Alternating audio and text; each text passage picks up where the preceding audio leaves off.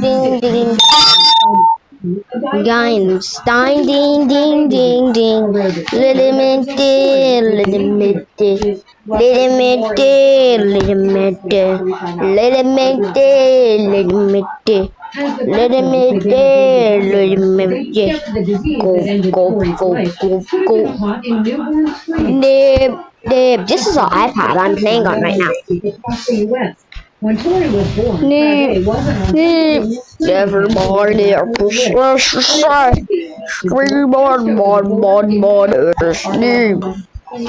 This is my this is my first time playing Melon Playground on this tablet.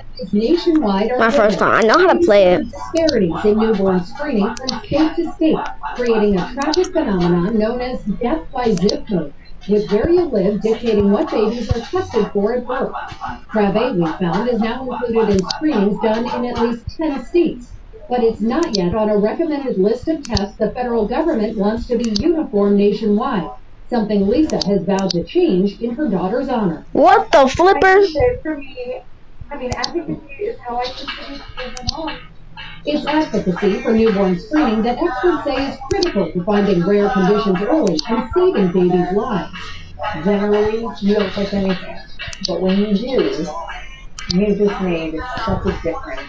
Right now, 37 core conditions are recommended by the federal government, but we found not a single state in the U.S. tests for all of them.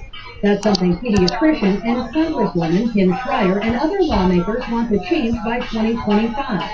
To make that happen, Guys, this is going to be nice. congressional leaders in this recent letter to prioritize funding and appropriations for newborn screening. When you get these newborn screenings, it doesn't depend on what state you happen to live in. States decide for themselves which testing they'll carry out. They also put the cost of the work, with some help from the federal government.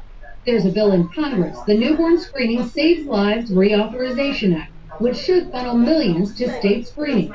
But it's repeatedly been held up in recent years because of debate about research using the baby blood samples. It's incredibly frustrating to the advocacy community because so much is tied to that funding.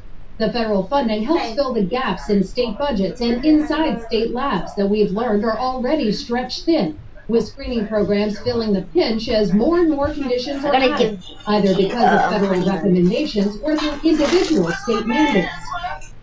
Our national investigative team spent months contacting every state health department across the nation, asking their biggest challenges when it comes to keeping up with those new additions. 43 states and